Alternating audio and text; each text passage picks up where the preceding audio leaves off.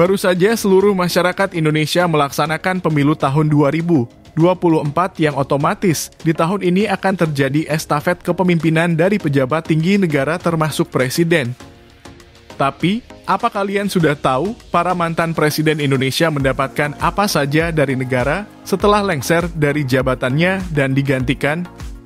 Hal ini pertama kali diatur dalam Undang-Undang Nomor 7 Tahun 1978 tentang hak keuangan administratif Presiden dan Wakil Presiden. Setidaknya, mantan Presiden dan Wakil Presiden Republik Indonesia mendapatkan 5 hal berikut. 1. Gaji pensiun per bulan yang besarnya 100% dari gaji pokok terakhir saat mereka menjabat yang diperkirakan sebesar 30.240.000 untuk Presiden dan 20.160.000 untuk Wakil Presiden. Yang kedua, mendapatkan pembiayaan rumah tangga yang berkaitan dengan pemakaian air, listrik, dan juga telepon. Ketiga, mendapatkan seluruh pembiayaan perawatan kesehatan untuknya dan keluarganya. Keempat, diberikan sebuah rumah kediaman yang layak dengan perlengkapan-perlengkapan yang diperlukan. Kelima, mendapatkan mobil dinas dan juga akan terus mendapatkan fasilitas pengamanan dari Pas Pampres. Setidaknya, 5 hal itu yang akan didapatkan oleh mantan-mantan Presiden Republik Indonesia. Tapi, kali ini kita hanya akan membahas rumah atau kediaman yang didapatkan oleh mantan Presiden Indonesia secara rinci dari masa ke masa. Kita mulai langsung dari Presiden kedua Indonesia, Bapak Soeharto. Dikarenakan pemberian rumah kepada mantan Presiden baru diatur di masa Presiden Soeharto, yaitu Undang-Undang Nomor 7 yang disahkan pada 18 Desember tahun 1978 tentang hak keuangan dan administratif Presiden dan Wakil Presiden dan juga bekas Presiden dan Wakil Presiden. Karena undang-undang yang baru diresmikan tahun 1978 membuat Presiden pertama Republik Indonesia, yaitu Bapak Insinyur Soekarno dan Wakil Presidennya Muhammad Hatta, tidak mendapatkan rumah ataupun hal lainnya yang diatur di undang-undang tersebut. Alasan Presiden Soeharto mengeluarkan Undang-Undang tahun 1978 itu karena merasa tidak ada seorang negarawan yang mampu memimpin Indonesia seumur hidupnya. Dan setelah masa jabatannya berakhir, mantan Presiden akan menua dan menjadi warga biasa. Pemberian rumah dan lain-lainnya merupakan tanda balas jasa negara terhadap penghormatan dan pengabdian selama seseorang menjadi presiden dan wakil presiden di Indonesia. Walaupun Presiden Soeharto menjadi pencetus aturan ini, Soeharto malah menolak pemberian rumah dan tanah yang akan diberikan negara kepadanya dan memilih menukarkan rumah dan tanah tersebut dengan uang sebesar 26,6 miliar rupiah pada zaman itu. Uang itu menjadi pengganti harga tanah dan biaya pembangunan rumah Puri Jati Ayu di kawasan sekitar Taman Mini Indonesia Indah pada tahun 1970. Selanjutnya ada Bapak Presiden B.J. Habibie. Walaupun Presiden Habibie hanya menjabat 1 tahun pada tahun 1998 sampai tahun 1999 saja, Presiden Habibie berhak mendapatkan pemberian rumah dari negara setelah tidak lagi menjabat sebagai presiden. Hanya saja, rumah yang akan diberikan kepada Habibie merupakan salah satu rumah mewah di Patra Kuningan terkendala izin. Rumah itu awalnya milik Pertamina, yang proses pelepasannya sangat lama, sampai membuat harganya membengkak dari harga 7 miliar menjadi 17 miliar rupiah.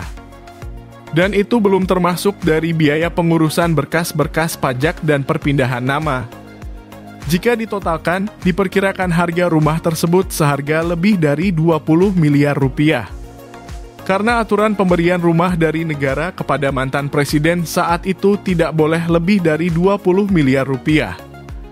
Dengan kejadian ini, Habibie memilih tetap menerima rumah pemberian negara yang merupakan rumah dinasnya sejak menjabat jadi penasehat Direktur Utama Pertamina Ibnu Sutowo.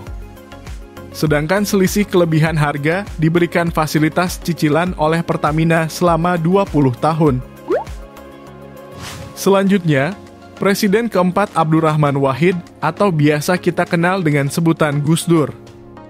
Sebagai mantan presiden, Gus Dur juga berhak diberikan negara sebuah rumah setelah lengser dari jabatannya sebagai Presiden Republik Indonesia. Tapi, ternyata pemberian yang sudah diatur dalam keputusan presiden terkait pemberian rumah di kawasan Mega Kuningan, Jakarta Selatan dari negara tersebut ditolak. Keputusan pemberian rumah untuk Presiden Gus Dur baru dikeluarkan di masa Presiden Megawati. Lewat hadirnya surat keputusan Presiden nomor 81/2004 pada tanggal 27 Desember 2004 untuk mendukung undang-undang yang sudah ada sebelumnya. Dalam keputusan ini, Megawati membatasi pembangunan rumah yang diperlukan untuk mantan presiden dan wakil presiden tidak boleh lebih dari 20 miliar rupiah. Tapi sebagai salah satu ulama dan mantan presiden keempat, Gus Dur menolak pemberian rumah tersebut dengan alasan sudah memiliki rumah di Jalan Warung Sila Al-Munawaroh Ciganjur, Jagakarsa, Jakarta Selatan. Gus Dur lebih memilih menerima uang dari negara yang dianggarkan untuknya, yaitu sebesar 20 miliar rupiah, yang niatnya akan digunakan Gus Dur untuk membangun pesantren dan lembaga kajian keislaman di sekitar rumahnya. Tapi, permintaan khusus Gus Dur tersebut ditolak oleh pemerintah yang akhirnya Gus Dur tetap diberikan lahan sebesar 200 meter persegi di Mega Kuningan, Jakarta Selatan. Setelah negara selesai memberikan rumah, Gus Dur tetap memutuskan untuk tinggal di Ciganjur hingga akhir hayatnya pada 30 Desember 2009. Saat ini, tanah pemberian negara untuk Presiden Gus Dur sudah dijual oleh anaknya, Mbak Yeni, untuk memenuhi kebutuhan. Dan sebagian besar hasil dari penjualan tanah tersebut digunakan untuk mendanai pembangunan Pusat Studi Islam Asia Tenggara di Ciganjur, Jakarta Selatan, seperti yang dicita-citakan Gus Dur sejak awal. Selanjutnya, Presiden Megawati Soekarnoputri yang sampai saat ini masih menjadi satu-satunya presiden perempuan di Indonesia. Pemberian rumah kepada Presiden Megawati sempat menjadi sorotan dikarenakan Megawati mendapat 2 rumah sekaligus dari negara. Rumah itu terletak di Jalan Tengku Umar nomor 27 dan 29 Menteng, Jakarta Pusat. Di rumah inilah mantan presiden kelima Indonesia itu sering menerima tamu politiknya hingga saat ini. Sebelumnya, Megawati sudah memiliki rumah sendiri di Jalan Kebagusan Pasar Minggu, Jakarta Selatan. Dan ketika Presiden Susilo Bambang Yudhoyono menjabat, barulah hadiah rumah dari negara untuk Megawati diberikan kepemilikannya yang sampai saat ini menjadi kediaman utama Megawati. Sedangkan rumah pribadi yang sudah dimiliki Megawati di Jalan Kebagusan difungsikan menjadi markasnya PDIP. Jika yang menjadi acuannya adalah undang-undang, yaitu mantan presiden akan diberikan sebuah rumah, sedangkan Megawati mendapatkan 2 rumah sekaligus yang berdampingan, yaitu rumah nomor 27 dan 29. Sedangkan total harga dari rumah yang berdampingan tersebut nilainya mencapai 25 miliar rupiah. Akhirnya, Megawati mengembalikan 5 miliar rupiah ke negara, karena jatah untuk rumah setiap mantan presiden saat itu hanya dibatasi 20 miliar saja. Presiden selanjutnya ada Susilo Bambang Yudhoyono, atau biasa kita kenal Presiden SBY. Di era pemerintahannya, Presiden SBY menerbitkan Peraturan Presiden Nomor 52 Tahun 2014 yang disetujui pada 2 Juni 2014 dan menggugurkan Keputusan Presiden Nomor 81/2004 buatan Megawati yang membatasi rumah untuk mantan presiden maksimal bernilai 20 miliar. Peraturan baru yang dibuat Presiden SBY ini tidak lagi membatasi harga pengadaan rumah untuk mantan presiden dan wakil presiden. Peraturan baru ini juga sudah diatur dalam Peraturan Menteri Keuangan. Sebelum mendapatkan rumah dari negara, Presiden SBY sudah memiliki rumah pribadinya di Komplek Puri Cikeas, Bogor. Dan setelah tidak lagi menjabat sebagai Presiden Indonesia, SBY berhak menerima rumah yang luasnya sekitar 1.500 meter persegi dari negara yang terletak di Jalan Mega Kuningan Timur 7, Jakarta Selatan.